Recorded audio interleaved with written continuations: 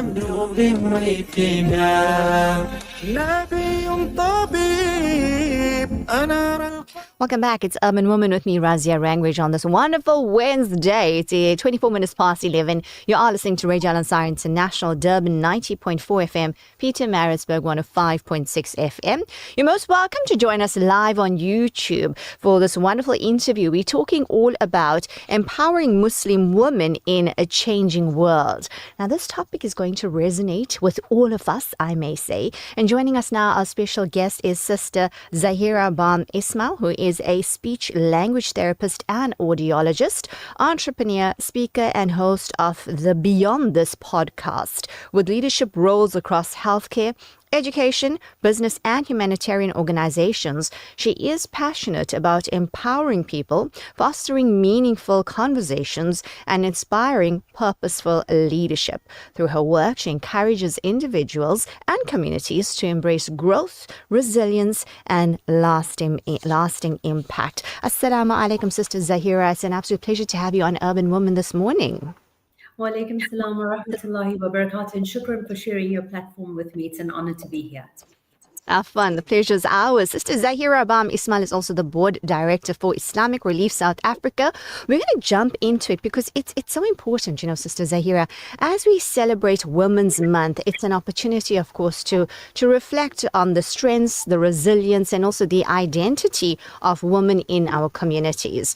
And in a world filled with constant change, with social pressures, and also endless online influences, many Muslim women are asking an important question, and that is, how do we stay true to our faith while navigating the realities of modern life? So we'll begin by asking you, the word rooted is quite powerful. So what does being rooted in faith and identity mean to you personally?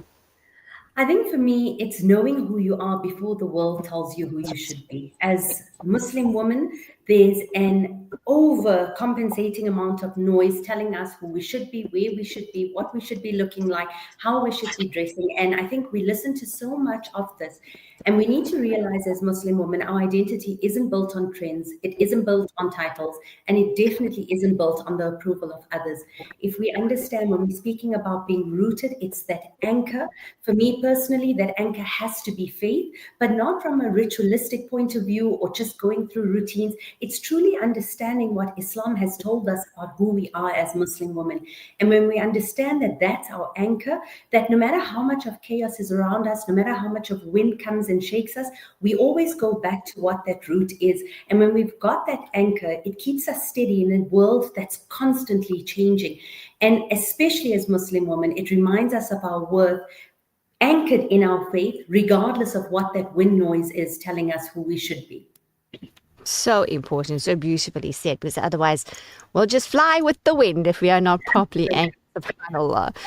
Women are surrounded by noise from social media and, of course, their society. What are some of the biggest pressures you would say Muslim women are actually facing in today's world?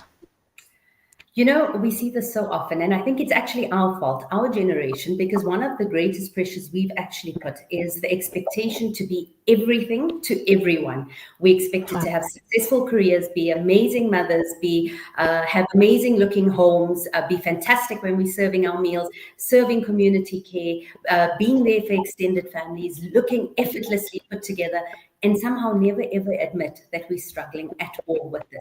And I think social media has amplified this perfection of everyday life and curated moments that's very far from many of our realities. And we have to reinforce that many of us are struggling. We do have moments where we break down. Nothing is as perfect as it's meant to seem. And I think we need to also be more intentional about protecting our hearts, because when we watch this noise on social media that constantly puts you up to a higher standard, every single one of us will fall short of it.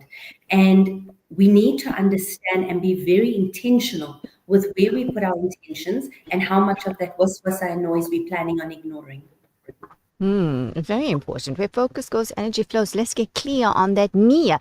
Hence the importance. And Allah Azza wa Jal talks about niyyah. So that's beautiful. Now, behind many smiling faces, Sister Zahira, are other struggles that people actually go through, and of course, that we would never see. Why do you think creating safe spaces for honest conversations amongst Muslim women is so important? Highly important, because in all honesty, healing begins where judgment ends.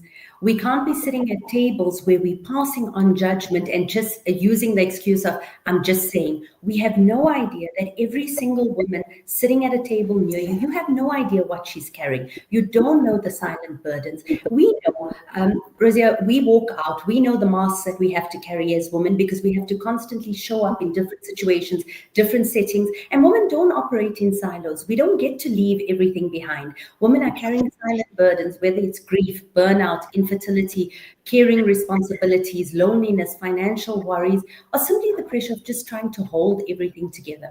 But we assume everyone is just coping, and we assume that, oh, they're all fine and everything is okay. But again, if we go back to that anchor of being rooted in our faith, in our deen, we understand that it teaches us compassion. It teaches us mercy. It teaches us supporting one another. And it's not just doing that when you see someone going through a difficult time. It's doing that when we know women have to carry so much that they may not even be able to listen, be able to speak about. And I think the one mistake we often make, think about how many times you walked into your studio or you walk in anyway and people just go, how's it? And carry on. We haven't taken the time to actually hear the story behind, or to see the pain behind, or just asking someone and actually hearing, are you okay? Or making a silent dua for them. And I think we have to understand that strong communities aren't built because nobody struggles. They're built because willing to walk alongside one another through those struggles. And this is something we have to bring back from what our elders taught us previously, where communities got involved to help each other. And yes, we don't have to be actively involved or prying into people's lives to be supportive, to make dua, or to actually just say a good word. And I think especially in this month, and I say this repeatedly to women, the least we can do is that every Muslim woman should be safe at our lips. There's no need for us to break women down. Really, there is nothing to that. Such powerful words, and I think we need to keep reiterating this, because you said something that is so profound that we hear very often around the table. As you say, people just say, I'm just saying, but that just adds more. And as you beautifully put it out there, that healing begins when judgment ends. So inshallah, may we all have the ability to go within ourselves, because if we're judging other people, what aspects within us are we judging, and we don't want to really look into? So inshallah, as you said, our deen is all about compassion, understanding, supporting one another, because we all have our stuff. So why go out and attack each other? What are some of the biggest identity challenges that you would say are facing young Muslim women growing up in South Africa today? Sure. I think young Muslim women are navigating multiple worlds at once. I've got young daughters at 22, 19, and 17, and it's a completely different dynamic. So for many of us who can turn around at this age and say, oh, they should just be doing this and that, it's a completely different world. They're really trying to honor their faith while fitting into environments that may not always understand or value who they are. They have a bombardment of social media messages telling them what beauty is, what success is, what self-worth is. And it often is very much in conflict with what our value systems are. So you have a lot of young girls asking, where do we belong? And I think our roles are not just to simply tell them what to do. We can easily sit here and say, this is what it is to be a Muslim woman. This is how you're supposed to be. But are we actually helping them understand truly who they are? I love this verse. There's a verse in the Quran that says, فَإِنَّ تَذْهَبُونَ, where are you going?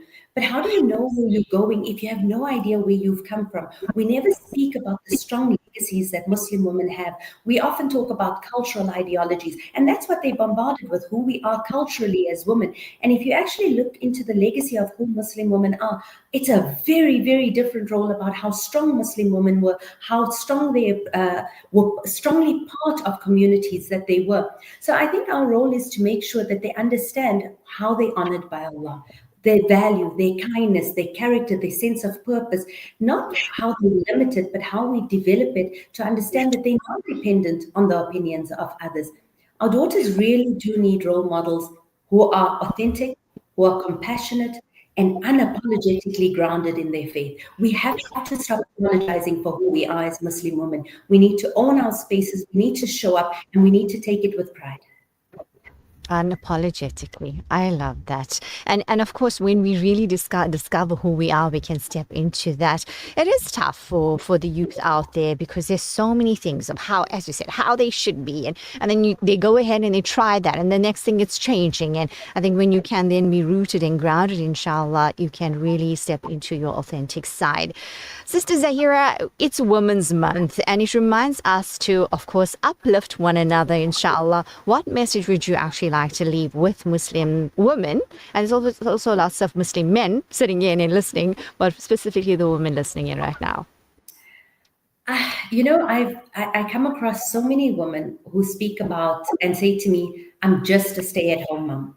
And I really want women to understand what the value is, whether you work, whether you are staying at home, you have a purpose and you have a value, and never underestimate the quiet impact of your life.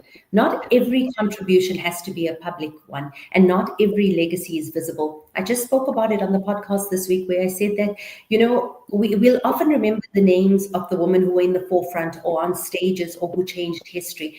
But very seldom will we remember the names of the people who changed generations to come. And we know from our religion, generations are born from the laps of the mothers. And when we understand the value of this, and we understand the importance of raising children with character, understanding how active we have to be in every role that we have, we will never discount or question our purpose. So I wish every single woman would understand that she has purpose, she has value. This is exactly why Allah has her here. And that you have to live true to yourself. Be intentional, be purposeful, be mindful, and be sincere. Because whatever journey you're on, don't wait for what ifs. Don't wait for your blessings to expire. This moment that you have right now, this is the most powerful moment you have. And do everything that you can in this moment, because Allah watches. It doesn't matter if no one else thanks you for what you do. Allah sees it and Allah will honor you. And I really hope that women will end up celebrating each other more than comparing themselves to each other. And when we remember, again, as you started, that anchor of being rooted, we'll understand that our hearts are always connected to Allah. And we don't just simply survive because of our challenges of our time. We thrive because we bring hope, mercy, and strength to everyone around us. Women are the center of communities, and we need to remember our value and how much we bring to everyone around us. Beautiful, wonderful message indeed. Jazakallah khair for your time and for all that you shared this morning, and the reminders as well that we're all going through stuff, and through those challenges, of course, we just become stronger and better, and through that we can support one another. Let's not judge, inshallah. Let's be the essence of our deen and be one ummah, as the summary of the hadith states, that we are like a body, inshallah. Sister Zahira, it's been an absolute pleasure having you on Urban Woman this morning. Thank you so much for sharing your knowledge. We wish you a lovely day further, and until we connect again, Assalamu alaikum wa rahmatullahi wa barakatuh. Wa alaikum salam wa rahmatullahi wa barakatuh. Shukran for having me on. I look forward to chatting to you again very soon. Barakallahu feek. And that was Sister Zahira Bam Isma, Board Director for Islamic Relief South Africa, and a woman who wears so many hats, subhanAllah.